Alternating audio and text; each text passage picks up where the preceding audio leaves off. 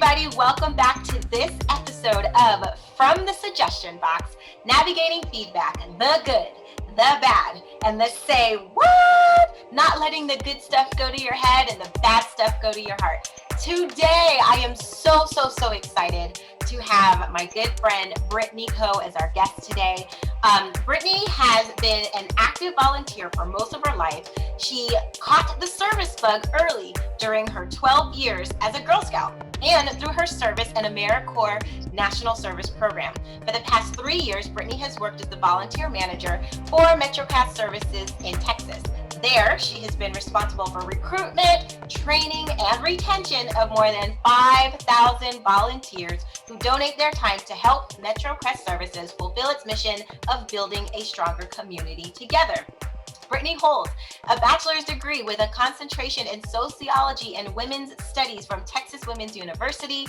She holds a certificate for nonprofit management from the Center for Nonprofit Management in Texas and has recently earned her CVA. Woo! Yeah, give it up. She is passionate about doing her part to repair the world by promoting volunteerism and sparking the passion to give back in others. Brittni, this has been a long time coming. We had to reschedule a couple of times, but we are here. Welcome. Thank you. I'm so happy to be here. All right, so let's just dive right in. This whole thing, feedback, and I know people might get tired of it, but it's just really understanding that we've all had to deal with it, the good stuff, the bad stuff, and stuff that literally just made you go, what? Like, I don't even know what you're talking about. And so we are just sharing through our experiences so that we can all relate and help each other. So let's just dive right in. What do you have for me? Give me a piece of feedback that you received, and it could be either the good, the bad, or the say what? Oh, most definitely my first year as a volunteer manager. I was very new. I took this job with the full understanding of the people hiring me on. I don't know how to do this. I can manage people, but this specifically, no experience whatsoever. But thanks for taking a chance on me. Yeah. So of course, I started in February, and April in the US is the National Volunteer Appreciation Month. Correct. So 2 months on the job, and now I have to essentially plan my own debut coming out party to our volunteers by putting on something that I hope they like, by trying to reinvent the program that's always been done. And my idea was, oh, hey, I have a lot of volunteer t-shirts from my time with doing whatever. That's one of the main souvenirs that I love, is looking back years later on a t-shirt for a good experience. So I figured, oh, our volunteers would love that. So of course, we being a very diverse agency, have people serving of all hues and shades. So I go with a color that I thought would look good on people, like a nice slate gray with some pops of orange and yellow and red, which are our agency colors. I was all excited. I'm like, oh, hey, next week, let's all wear our new shirts and, represent. And people were like, oh, yeah, this color, we hate it. Why'd you do this? Gray? Oh. The agency color is red. Why? And the material is kind of scratchy. Can I get 2 sizes up? Because these look like they're cheap and they're going to shrink. I'm like, oh my gosh, I tried to find a color that looked good on all skin tones and wasn't going to show sweat, because we are not a static agency. We're sleeves up serving. So that I kind of took that to heart, because I was like, oh, well, I thought I did my research. I thought I was giving a product. We'd never given t-shirts before. So I went ahead and turned my tassel on that one. And, the next year I learned maybe we should survey what colors would go over well, or, talk with our marketing person who seems to know more about this than I do. So that was my first public face crush, because everyone took the shirt and said, oh, we love it, thanks. And then the next week, here come the honest opinions, the one-on-ones. So, yeah. Oh, it is so funny that you should say that, because in my early years of my volunteer management experience, we would do an event, and my supervisor or somebody would ask, well, how did it go? And I was like, oh, it was great. And then, just like you said, about a week later or 3 days later, I'm getting all of these comments and emails. And I was just like, oh, well, I thought the event was great. And so now, she'll be like, how'd it go? I'm like, let me give it about 5 days and I'll let you know.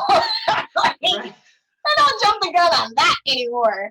Oh, My gosh. So when you did that, I love that you gave like the scenario of, well, this is what we learned from it, and this is how we moved forward. Love it. Love it. So we're I often tell people a lot, like, because you also had mentioned surveys, that surveys, when I when I first started surveys, I used to get like so nervous because when you open yourself up to ask people about surveys, especially when it's anonymous, they do not hold back. They like, it is like, what is it, like horses out the gate. They're like, whoo, she asked. Let me dig in. Um, was there anything either like funny or kind of crazy that came out of that, either that survey or any other survey that you may have done that made you go, ooh, uh, something like that? I don't know. Ooh, let me think about that one. I think when people, I can give an instance when it was a, hey, I'm letting you know I'm going to send out a survey, and then you just send me an email, and so then it's not anonymous, and I totally know that you just said this to me. So one of the things I always say, and I always encourage volunteer managers to do this. It's uncomfortable, but I'm the first to admit when I don't know something. So it's going to be a learning experience for both of us. Either I don't know and give me a little bit of time to work that out, and we can learn together, or hey, I'm always looking for ways to improve the experience. Let me know what you like, what you don't like, because if you don't let me know, I can't improve it. And some people can take that to the real, just kind of an extreme. And so of course, when you're planning events or you're planning to host volunteers, there's a lot of behind the scenes stuff that goes on that volunteers really sometimes don't take the time to think about. But I have forgotten napkins at one of our volunteer appreciations, and we were using this very fancy space that was like, oh, okay. And I'd had these really cute themed ones in my cart for a while, and it wasn't until we started cutting the cake that I was like, I don't have any napkins. So my boss is cutting the cake, and she's like, oh, hey, we need some napkins to go with these. Oh, we don't have napkins.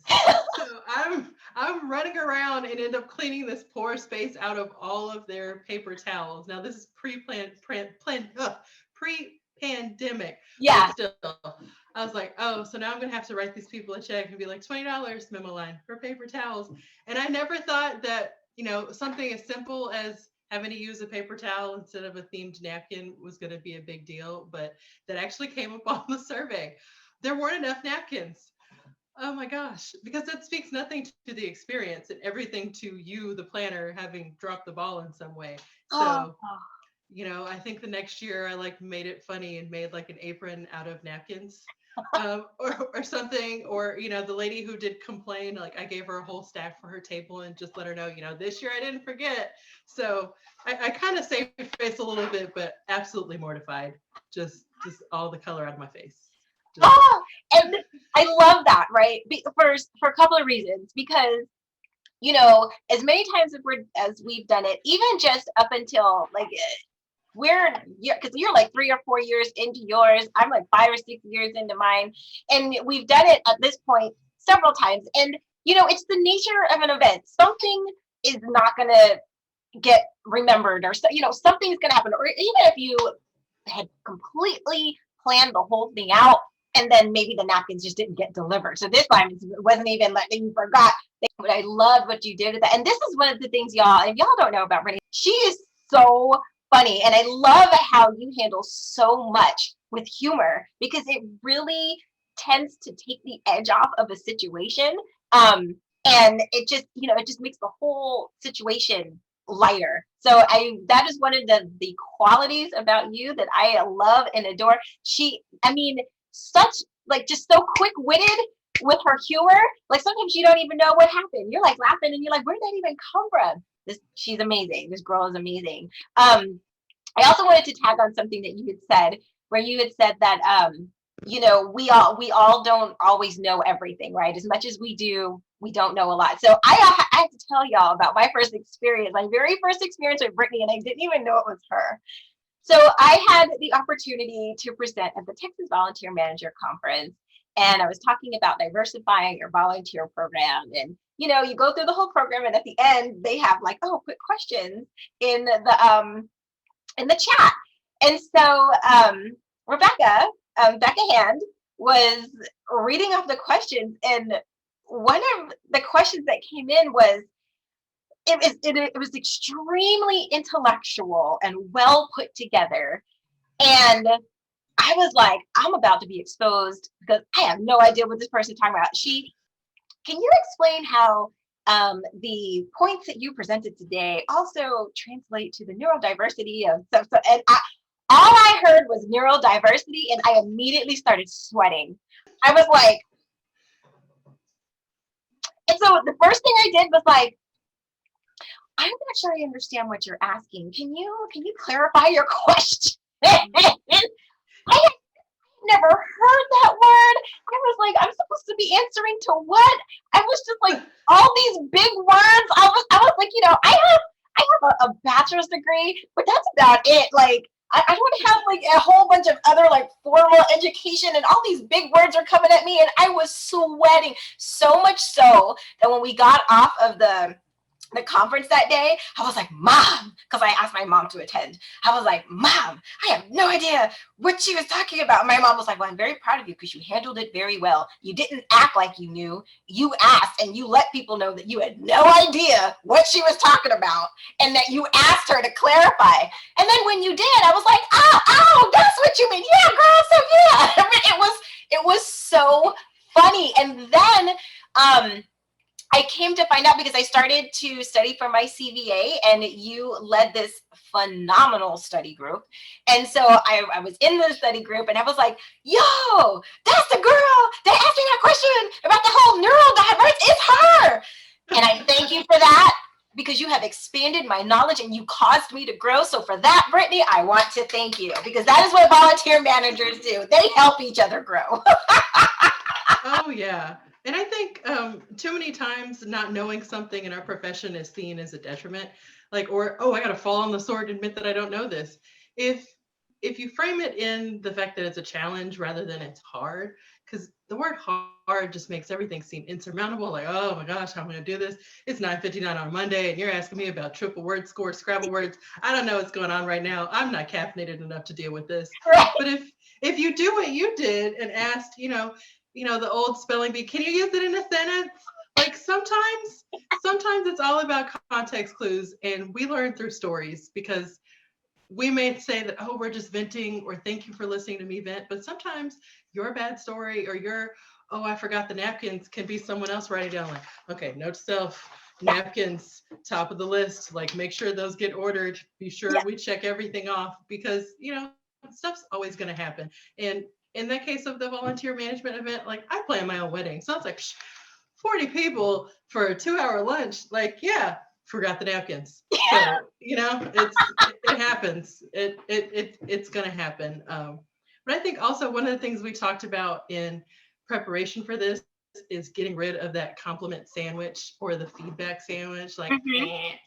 that feedback sandwich is the egg salad in elementary school. No one's going to trade you for that. We need to replace that with something else. Like you can almost like you have to gird your loins. Like, oh, you did a really good job with this, but Right. now But we're waiting for the other. yeah, like the shoe to drop type of thing. So with that being said, so when you have to give feedback to somebody, maybe they're not pulling their own weight, like because there have been a lot of people who have said to use the compliment sandwich. So I would love a different perspective on how you would offer another way to do it. I think one, always make sure that if it's something really serious, that you're not the only person interacting with the volunteer or whoever else. You never know what's going to trigger someone. And not to say that all conversations are unpleasant. It could be as simple as, a lot of us are working outside. So we might have outdoor equipment now that we have to take care of. Someone didn't lock the shed and hundreds of dollars of food or whatever that was going to be stored in there could have possibly been stolen.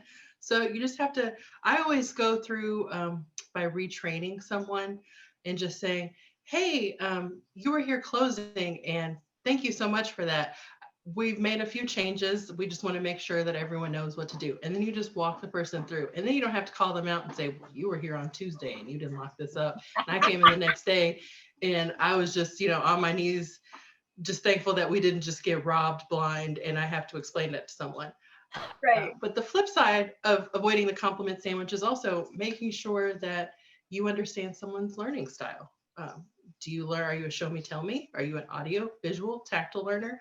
And then you let people know, hey, I'm here to teach you and impart information in a way that you understand, so that maybe that open and honest lane for communication can always be there, because you're going to have to tell them uncomfortable stuff and vice versa. And it Right. shouldn't always be like, what are you going to tell me? Oh, Yeah, that wasn't that bad. Because it shows all on here. it does. It does, right? And so I've often tried, in talking with fellow volunteer managers, have said, like, the first time a volunteer hears from you personally one-on-one should not be like when they get in trouble, right? Like, our relationship Yes. building should be taking place throughout the year. Man, I have a couple of questions for you that's coming out of that. So number one, yes, the first time a volunteer hears from you on a personal level should not be when they have done something wrong. So the question that I have to you is, with 5,000 volunteers, how do you work to build that type of relationship and that rapport with 5,000 volunteers, so that if it comes down to the point where you do have to have that conversation with them, the first time that they're hearing from you is not when they've done something wrong, but how do you build that outside of that? Does that make sense? Yeah, I think I understand. So a lot of the 5,000, so we have pre-pandemic, everyone, we Yes. had a core of about 70 to 80 core volunteers who came in every week. So with our process to become a volunteer, you create an application, and then once upon a time, I gave people tours. And so that's kind of your formal introduction, a little bit of an open house, a little bit of this is what you can do as a volunteer. And then I sent them a post-tour email that kind of outlined and fleshed out a little bit more as far as what you could do. So the people that were there every week, it's just all in the greeting. Hi, is this your first time volunteering with us? Or, you have to put in the hours. Oftentimes we're the ones doing everything. So you get to see the same names over and over, and then try to make your best effort to connect a name with the face. And so then it's just, hey, thank you for coming in. Last week you helped us serve, blah, blah, blah, blah, blah. And just let people know that you appreciate them, because on all of the surveys that I've done as far as what people want, it's not that ugly gray t-shirt that I got dinged for. It was a thank you. Just telling them thank you. They just want to be acknowledged. As far as when people are coming from groups, we have a lot of seasonal programs. So that's where a lot of those 5,000 come in, Mm-hmm. is whoever you are working with, whoever's the lead, liaison, group leader, making sure that they understand the expectations so that they can impart that information to their folks. Because, for instance, if you're not a faith-based organization like many of us are, you may want to let people know that, asking to pray or things like that may run afoul of, your key mission statement to Right. not do any of that at work. Right. And so just letting people know.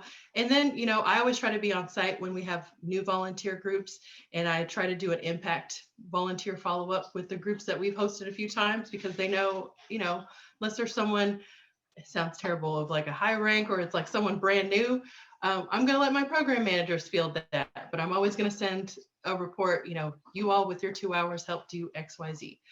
Because then people really feel like, oh, my time was valued. It wasn't, okay, I just got out of work for 2 hours, but what did I do? Right. And it makes it seem like you were plugged in, and on top of everything and in multiple places at once, even when you can't, all with just sending a simple thank you. This is what you did today. Yes. Because how many other people do that? Not Right. as many as you think. Not as many as you would think. And that blew my mind, right? When I first came into this and was doing this, there was stuff that to me just like it came natural. It was like, okay, it was like, 1+1 = 2. But I realized that because everybody thinks differently and is very unique, to some people, 1+1 does not equal 2. Some people, 1+1 is 11. Some people, 1+1 is like 2.6840, So a lot of stuff that I thought would be common sense that I typically just was like, oh, well, for example, like if I ask somebody, if I request a volunteer to meet me at a certain time, my brain would be like, I want to make sure that I am there at least either 5 or 10 minutes before the volunteer gets there, or they have my phone number. So just in case they get there before I do, they're not just standing in there and they just, they're not like completely lost. What I had to learn was not everybody thinks like that, and that there's nothing wrong with that, but it's just everybody is built so differently that it was one of the things that I had to mitigate with with people who were working with volunteers for the first time. And because before I used to think it was common sense, I wouldn't have to tell people, but I'm like, sometimes they're just so thinking and they're in the zone of what they're doing that they wouldn't even think of, oh, maybe I should have somebody there to meet them. And it was fascinating to me. And one of the things that I wanted to talk to you about in like recognizing that as well was I was so grateful to you that you invited me to be a part of the Enneagram workshop that you hosted. Learning about people's different personality types and how they see things, man, that was mind-blowing. Do you know your number, your Enneagram number, or do you want to tell a little bit about what that is? Sure. So I am vice president of the DADV, Dallas Association of Directors of Volunteers, and we offer this programming for volunteer managers. You don't have to be in our area, but since this year has been so topsy-turvy, and the word self-care has been bandied about a lot. And, I'm learning to know myself again. We decided, you can know yourself a lot better when you don't have anyone else to interact with. So let's put something on to do that. And so it's a system that takes into account not just your positive personality traits, but also some of the negative, how you respond to stress, how you might work well with others of similar numbers. I am pretty much I straddle the line, so I'm a 6. I'm a person who tries to avoid a lot of risk. So I'm one of those people, I'm definitely a worst case scenario planner. And so I can't ever be prepared for absolutely everything, like 2020, no one saw that coming. But I try to. And so in my mind, like not having to minimize the amount of experiences where someone could give me negative feedback really helps me. But also when you think about it, not from just it makes me uncomfortable as a person, but from a risk management standpoint at your job. It's not just enough to make sure that, there's toilet paper in the bathrooms, but are your emergency exits clearly labeled? Do people know where you're going to be if you're not going to be right there next to them as their shadow for that experience? So right. A lot of that, people want to know that, oh, my experience was thought of. The person was thought of. And it's a little bit hard to think of every single individual every time, but there are some broad reaching things that you can do. Is your parking clearly marked? Do people know who's going to be leading them? Is your door unlocked? I've had that happen where one of our volunteer sites, they were, oh, people aren't here yet. Let me go work on something in the back. And then my phone blew up with people. I can't get in. The start time is 9 o'clock. I've rung the doorbell and I'm like, and the site is 15 minutes away from where I office. So all of the things, but just things like that. And then just always being prepared to say, yes, chef. Like Gordon Ramsay tells you in the kitchen, like, you don't have to like what they say. You just have to say thank you and acknowledge that it happened. Like when someone's giving feedback, it is not the time for you to be like, well, listen, I got here 20 minutes early and I bought the 2-ply toilet paper just for you. It's not my fault that one of the 2 rolls wasn't filled in. That's not the correct response. That's not what we need to do. A lot of our job is personal. It's going to push your buttons. Yeah. Yes, chef. Just even if you need to practice in the mirror because I have the world's worst poker face. Yes. Well, thank you so much for that. Saying thank you doesn't mean that next time I see you, I'm going to have changed and done everything that you wanted me to do. It's just an acknowledgement of, I appreciate the time that it took you to formulate that sentence and let me know. That doesn't mean that everyone's getting gummy bears on Tuesday or that, I'm going to start buying Starbucks coffee for the break room. It's still going to be a Folgers, but thank you. It's free coffee. You're so right, because so many times, and that was one of those things I had to learn. So many times people just want to have an opportunity to make sure that they told you. And then learning to be like, yeah, chef, thank you for letting me know. I'll take that into consideration for in the future. Thank you. A lot of times that's all they wanted to hear. And they may not even bring it up, but they just wanted to feel heard in the moment. And so that has become like one of my phrases. Oh, maybe I should have put it out there like that. People always, maybe I won't give my phrase, but I developed a phrase. I'm all ears. It is yes, chef, right? because sometimes that's literally all it is. People, especially if something, it was like a trigger point, or it wasn't even, it may at that point may not have even been that big of a deal. They're just like, Nicole, I just wanted to let you know, I just wanted to tell you this, because when people would, especially like if I would be in the middle of doing something and they would try to come give me feedback in the middle of like preparing for something else, just like you said with the face, I've had to work with that, because I would be like, you don't see me holding 6 boxes right now, and you trying to Yes. come tell me about something that happened 3 days ago? Like, that's what I had to learn, to be like, yes, chef. Thank you. Okay. And then, because a lot of times all they just wanted to do was just tell you. And I had That's to it. learn that. Yeah, because the plates that you're spinning are invisible. Nobody else is going to walk into your office and immediately see that you have X, Y, Z, A, B, 1, 2 bullet point. Like, that's just, we're the most recognizable face of our agencies most of the time. Yep. And we also work really hard to seem approachable, because Yes! we want people to interact with us. It's not like the CEO where people are going to think twice before knocking on their door. People are just going to come right in and say, oh, hey, how are you? How is this? Da, da, da, da. It has nothing to do with what's going on in front of you or the 50 million fires behind you. Right. But just, know that part of your day is going to go to just being nice to people, and that's going to be unproductive time. I have a former pastor who volunteers for us, and that's what he said. He's like, everyone's going to want a piece of you, including your work, including what you want to do. So if you just build in the fact that you're going to get distracted each and every day, then you can be more prepared to answer a little more freshly, or just not feel like, oh, I'm talking to you about your grandkids, but really I need to do my volunteer audit. Like, and it's not going to show. And that's giving self-feedback. That's recognizing we can't do it all. Sometimes that 70% has to be 100, and we just have to live with it. We just gotta let that go. I love, love, love that. Building in time for distraction, knowing that they're going to come, and building in time. That is huge. That is huge. I'm writing that down. Like, that's I know.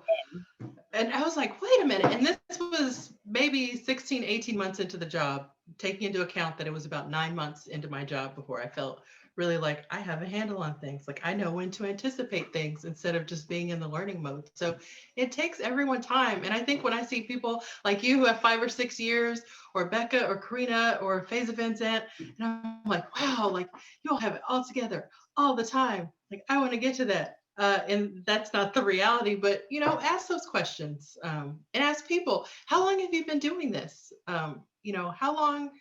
Because everybody has that time where you're not going to be great right out the bat. So if you're learning, I had to learn to say, I'm learning, I'm new. I appreciate you letting me know this. Yeah.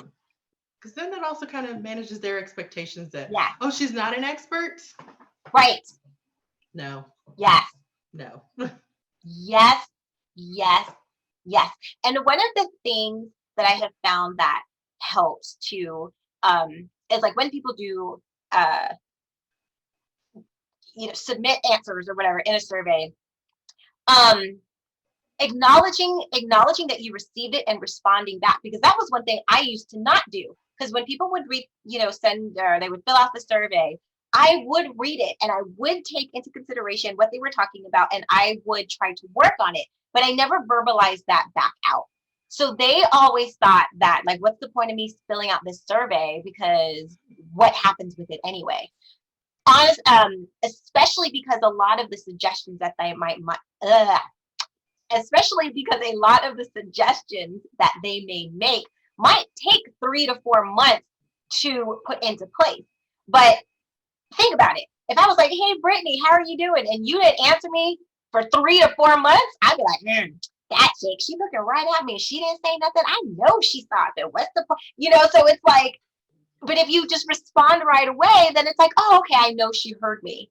And so that was one of the things I had to learn to do, was when they did fill out the survey, I would start doing like an annual like outlook for the upcoming year, and see and pick out like the topics that were mentioned the most, and say, this is what we heard the most. These are things that were suggested. These are the things that we can fix right away. These are the things that we're going to put on the agenda to try to get fixed within the next year.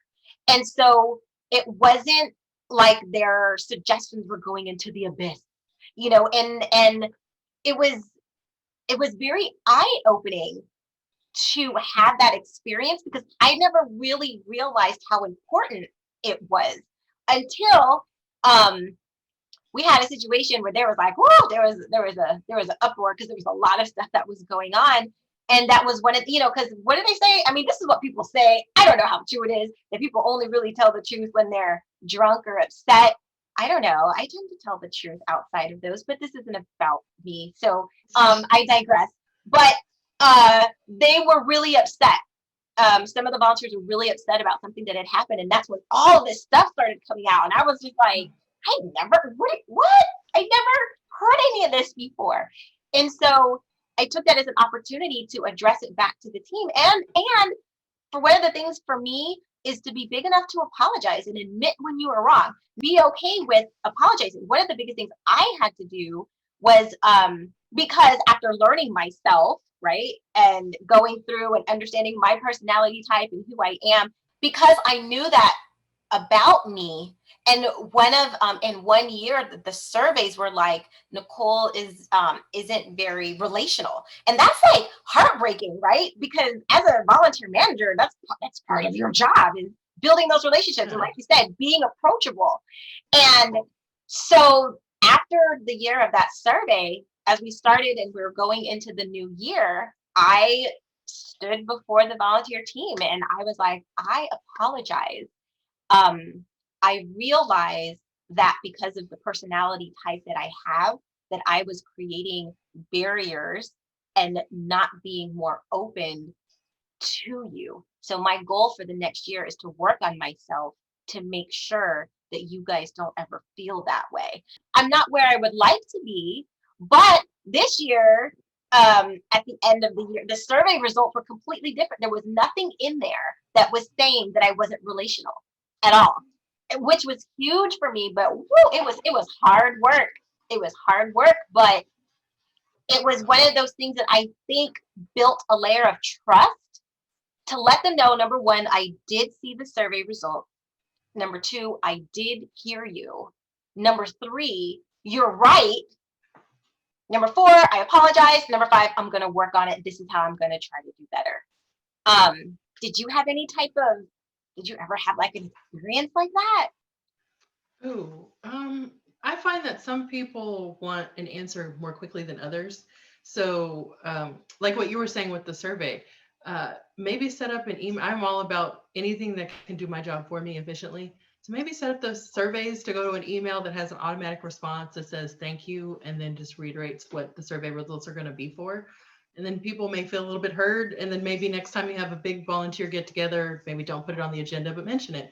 But yeah, we have a lot of very long-term volunteers. I mean, we have volunteers who've been with our agency almost as long as I've been around. So that's also another challenge when a lot of your staff is much older than you. How do you create that relation? How do you kind of bridge that generational gap with people? And I find that older folks are not going to email you. They're going to be the ones who call you. They're going to be the ones that come a little bit early for their shift, knowing that they're going to catch you in your office and then just kind of talk to you about stuff. That could be something good. It could also be unloading. So just always making sure that, people understand that you're available. But if it's not a good time, or if it seems like the volunteers really wanting to get into something that's going to take longer than the 15 minutes you have between this meeting and the next meeting, then offer to set up a meeting with them outside of that. If you are not comfortable doing the face-to-face thing, then do it over the phone. And then maybe in that moment, just kind of glean a little bit about what they want to talk about. Okay, well, I understand that, or from what you're saying, it seems like, but always lead with that thank you. Thank you for sharing. Because I have volunteers who are also donors, who have a relationship outside of the professional relationship with people that are above me, hierarchy wise. And I know that because it happened my first year, I kept telling someone, I'll get back with you. And it was because I was waiting on information for someone else. Sometimes things get forgotten. So because our current COO once upon a time had my job, that person had no qualms with reaching out to her above me because I told Yeah. her I was going to get an answer, Oh, and I didn't. And kudos to my boss at that time because she didn't make it a big deal. I was very forthcoming in communicating, these programs are just kind of eating my lunch right now. So yeah. I'm trying everything that I can do. I also struggle with anxiety and knowing that I have a to-do list as long as like Santa's is just, bleh. And so I told her, and she's like, well, next time, don't give a date. Mm, Sometimes you have to learn when and when not to give a date. It's like the hostesses at the restaurant. If they tell you you're going to be sat in half an hour and it's 28 minutes since you've been waiting and no one's come to you, what's going to happen? You're going to be right. super duper upset. So if Yep. it's not realistic for you to give someone an answer before close of business that day, then give them a realistic time frame and then move that up on the top of your to-do list, because you may not remember when you told someone you were going to deliver something, but that person you told definitely does remember, and you don't want to be embarrassed by having someone you think, oh, they're just interacting with me. You never know who people know. You Yep. never know. You never Yep. know. And it could be an innocent mistake, and just like it was with me, but you don't know how that person's going to take that, or how relational that person is. If you're dealing with someone who's way more relational than you are, then a missed meeting, a missed call, calling 5 minutes late, like that is everything to them. Yes. You might think, oh, I can just explain this away because someone was in my office. And that's honestly 95% of the time the truth. Right. But Right.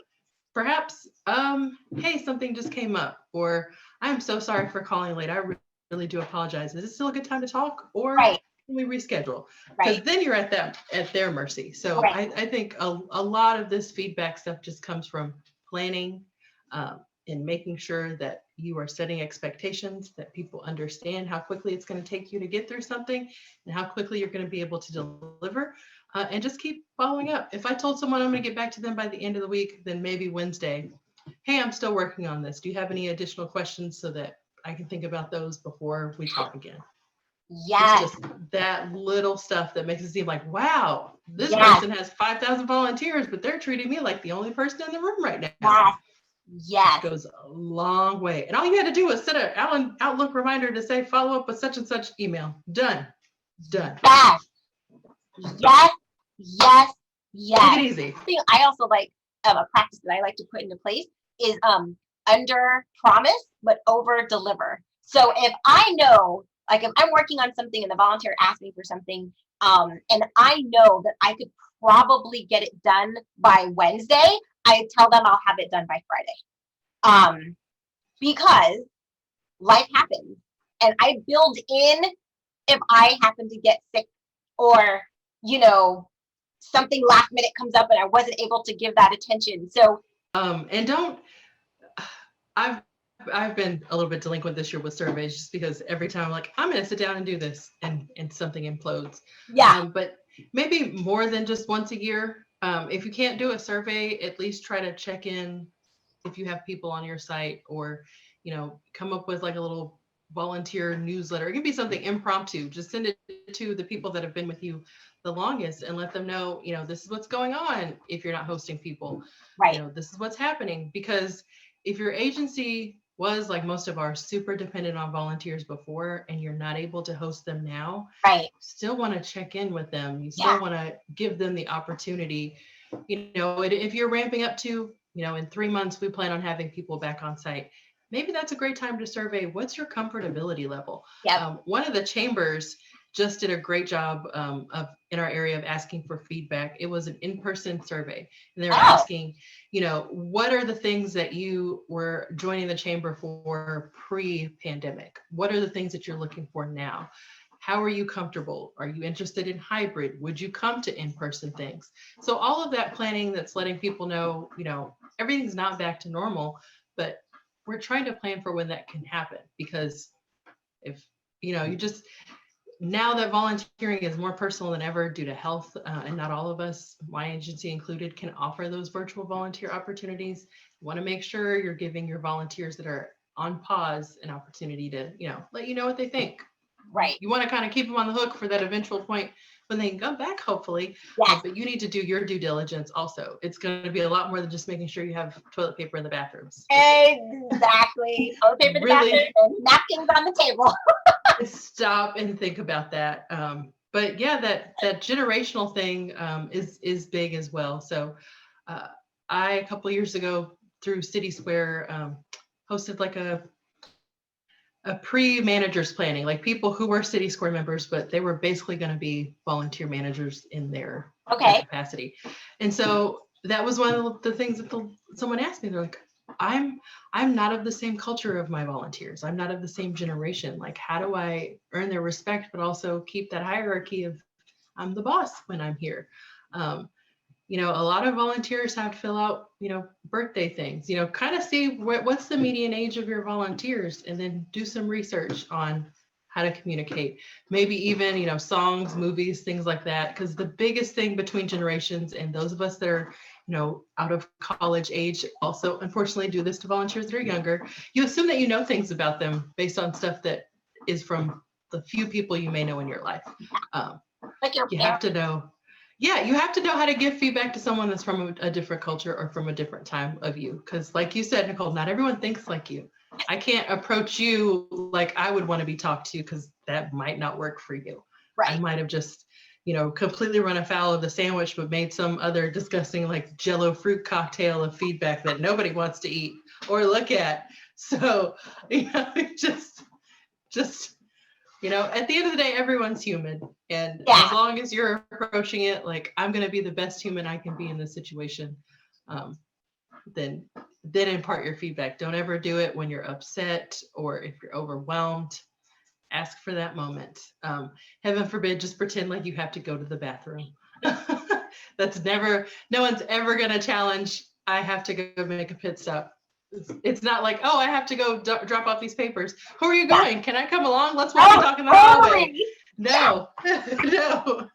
I'm going to go take care of something personal, and then just, if you got to cry, you got to cry, but get it out before you start talking to people again. Yes. And if you guys have noticed, the theme here is like the bathroom, toilet paper. There's something about that room that's just, that gives you that energy to move forward. Your car. Yes. I know, maybe I'm just dealing with the toilet paper trauma from earlier this year. It just keeps coming up. This is my little desk mascot. I got this before. It's a dumpster fire. But I love it. It's on my desk, just something that I can look over at, and it's just, it's always in that state, but it reminds me that I'm not always there. So that is awesome. I love it. Okay. You can. So I have one more question for you. Have you ever, being that because you have all this wonderful like advice and been able to really share a lot of great stuff about giving feedback. So the question to you is, have you ever, like, how did you land there? Like, what type of feedback did you ever give that went so horribly wrong? Or maybe it didn't go, I tend to be melodramatic, but did you ever like do something that you were just like, yo, that really just didn't work, and this was a learning experience? Oh, yes. So we all have those people on our staff that may be like the negative Nancy or the Debbie Downer. Just no matter what you say, that person will take the exact opposite. Yeah. And yes. It's like we have to deal with it. They're not always as on, but I was there one day at work, and I was trying to have a meeting with our program manager, and our program manager structure is that they're the ones leading the volunteers. I am working with them to plan, execute, think about logistics, all of that. And so we are more often than anyone else going to be interrupted. Our time is not sacred. Yeah. People always know where to find us. And so just getting an uninterrupted meeting time to plan was just like, okay, so I'm going to picture it. Metrocrest Services 2019. We were there. It was after 4:00. My office hours are 7 to 3. And so in order to have a meeting with someone, I was sticking around, and I was like, okay, well, great. Just, jettison all of the how are you stuff. Let's just hit this business. And then someone comes in, and the someone that comes in is the manager of our pantry area. And they were like, hey, just throwing all this stuff at me. There was no knock. There was no, hey, can I have a minute of your time? It was just, I'm just saying words. And I'm just saying, like, oh, this is a conversation you're trying to have right now. And I totally reacted the wrong way. I wasn't mean. I wasn't upset, but again, my face. So I just looked at her and I was like, well, I understand. Now, mind you, this is something I had let them know earlier. I'm working on, don't have an answer for. And they emailed me about it. And then they told me that they emailed me about it. I gave them the same answer. And so I was like, in my head, I was like, what don't you understand of, I'm like, we're doing something here. And I told you I was working on it. And so I just let her know, I was like, I understand. And I let you know that, this is the point of the process that we're at. But right now I have bigger fish to fry and I'm working on your issue, but it is not the priority right now. And she basically was like, I don't have to take this, gather all her stuff and left. Now, was I in the wrong? Yes. Was she in the wrong? Yes. But unfortunately, the way that I handled the feedback of the situation didn't make me look very good. So I still had to make amends by apologizing. I waited until the next day, in the point of the day where it wasn't a volunteer shift change. It didn't look like there was anything super duper busy going on. Right. And I just apologized. But I also said, sometimes, I didn't say sometimes, I get pulled in a lot of different directions. And so although it doesn't seem that your issue is top of priority, it is on my list of things that I'm working through. Unfortunately, the nature of my job means I can have a to-do list, and then based on what happens, things have to jostle in priority. So I will keep you updated as far as where we are on that. But would you be able to give me a few days to work on blah, blah, blah, and then XYZ? And we worked it out. There wasn't any animosity or anything like that. I definitely went to my boss and told him myself, and I was like, I was kind of mean and I'm sorry, but I also feel justified, but I'm still sorry. But, and she just said, you're both adults. Sometimes when you feel like you can work closely with someone, and that means that you let your guard down. And that also means that sometimes you say things that you probably shouldn't say. So although it wasn't a huge blow up, there were no boxing bells ringing or anything like that, I did feel absolutely, just kind of bad for how I reacted. So I just asked her to forgive me. And then a couple days after that, I'm like, hey, I know that whatever happened back then wasn't great, but this is really how I can be helped. What can I do to help you? Or how can I take some of that burden away? Because, she was like, oh, well, this happens. And when this happens, it's annoying. And it was something related to the volunteer process. Okay, well, let's work together on that. And maybe that helped take something off her plate that was stressful, because I don't know, you deal with volunteers. And so sometimes if someone has a negative volunteer experience, it becomes your bad experience. So just, okay, well, we moved past that and it never happened again. But I was just like, oh my gosh, it's 4:30. I know, that's awesome. Well, especially when you're already like not technically supposed to already not be there. Oh yes. It's like I just you just get to leave your job at the end of the day, and mine continues to happen even when I'm not here. Oh my God, I feel that. Okay. Oh, that was good. Okay, I know I had the last question, but I lied. So have you ever had to do that, like, and give feedback like that to a volunteer and it didn't go well? Or not really? I don't think I've ever had to like tell off a volunteer, or I've had to dismiss my fair share of volunteers, but that's why I say planning. Because we have written policies. I let everyone know, it's in the terms and conditions. I just try to let people know, not voguing, but this is your box. Stay within this box and we're fine. It's just that when we get outside of that box, there are consequences. But before there are any consequences, like, let me know. Like if you have a volunteer that no call, no shows, I am very strict on that. We are all adults. It doesn't matter. This applies more towards court-ordered volunteers, but even volunteers that are just from the community, you make a commitment, please show up. So I will always kind of go at it from the I'm concerned about you. Like, oh, I noticed that you didn't check in for your shift. A lot of things can happen. There's a pandemic. I just want to make sure you're okay. But if the issue was having a problem with canceling the shift, here's the ways that you can do that. Can you let me know by blah, blah, blah? And then it's up to that person. And then I don't feel like I'm chastising them for, you were supposed to be here at 2. You didn't get here until 3:45. Is that a problem? Yes. but Yeah. don't create a bigger problem in the way that you handled the initial problem. Ooh, I like Don't fan the flames, because that. then you have to be the bad person, and that'll spread. Because although that person may be a court-ordered volunteer, they could be the grandson, daughter, folk of like your state representative, and then Yeah. where are you? Exactly. Down here in Florida. Yeah. Yeah. It's so oh my gosh, it's so true. It's so true. Ah. Okay, I'm back. Just be nice to everybody. Be nice as much as humanly possible. Be kind. Rewind. Yes.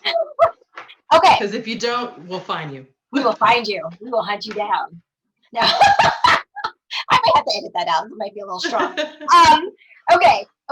So name the accomplishment that you are most proud of in your career.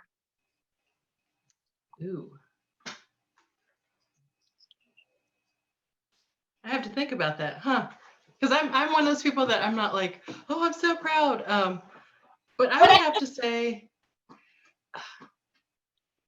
I would have to say, apart from getting my CVA, because you guys, as soon as I found out this existed, I think I was like maybe 12 and a half months into my job. And I was like, I'm going to do that. As soon as I become available, I'm just going to do that. And so, of course, like our fiscal year ends in September. And so in October, you have that meeting with your boss. It's like all the stuff I want to do for the next year. I'm like, I'm going to get my CVA. And I was like, oh, how am I going to actually make this happen? And so I would say I am proud of myself for sticking with it, because it took a lot of extra time and energy and all of this that I didn't know that I had to get it done. But apart from that, I would say we have a fundraiser, and I was asked to speak at it because at one point in my life, I have experienced homelessness. And so a lot of people do not think about that. And diversity, equity, inclusion is really like near and dear to my heart. And I think sometimes people, especially when you work at a nonprofit, think there's a typical kind of client. And we all know what I mean.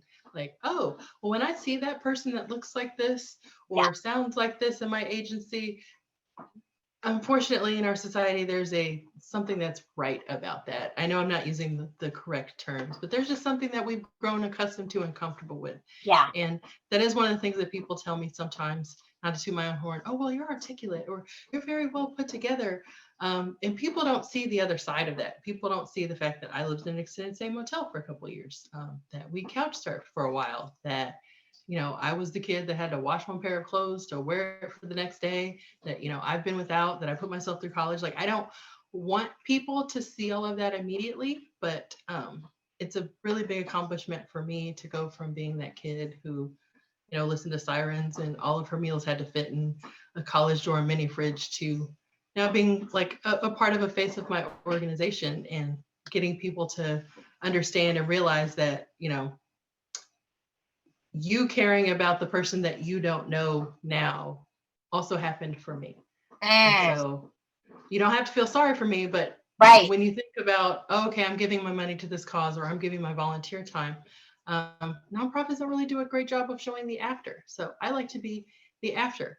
Does it affect me? Most definitely. But am I at a point where I'm not ashamed to talk about it? Or, I think there were like 400 and some odd people in that room. Like, I had to tell my story to 400 and some odd people.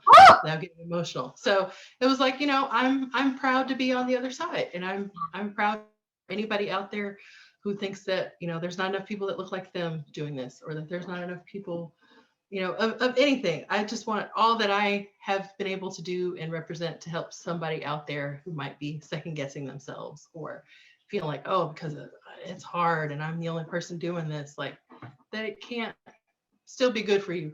It's never not hard, but it's, if you think about it like something that you'll be on the other side of one time, like we talked about the pandemic. One of these days, the toilet paper shortage will be a funny story for the grandkids. Yeah. It's not funny now. It's funny right now.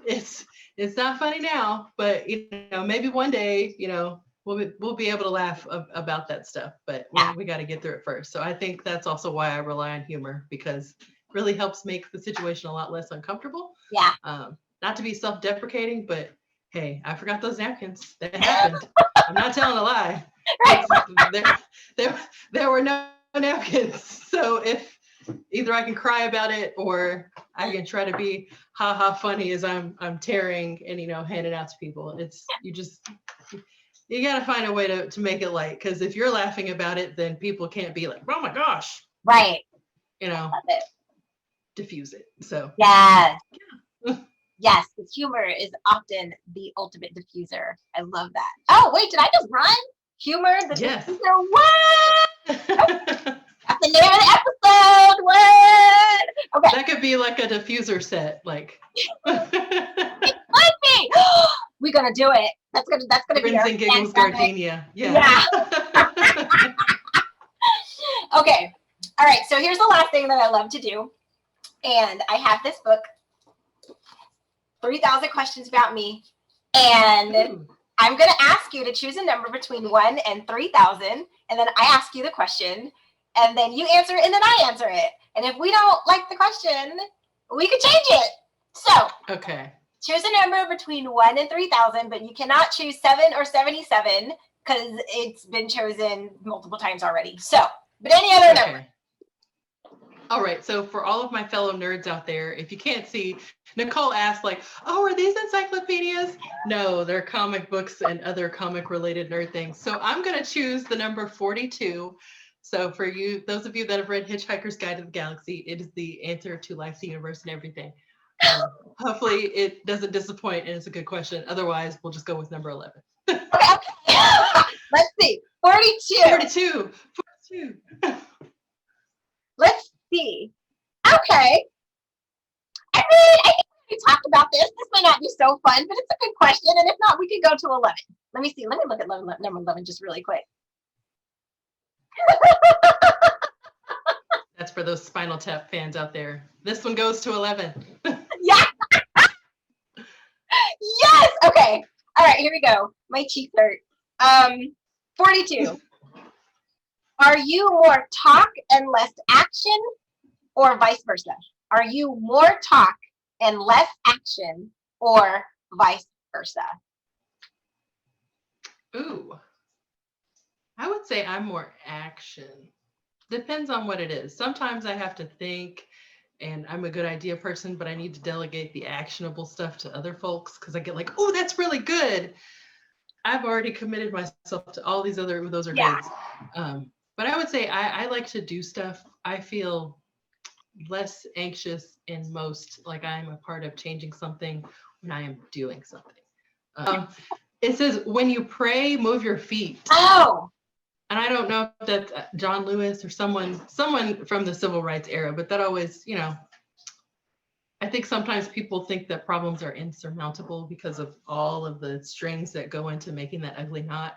Yeah. It's like just a little bit at a time, Yeah. So if I can do, we're not solving world hunger at Metrocrest Services, but we can serve, 800 people a week with what they need for that week. And we'll worry about next week when next week comes. So. Exactly. Literally one day at a time.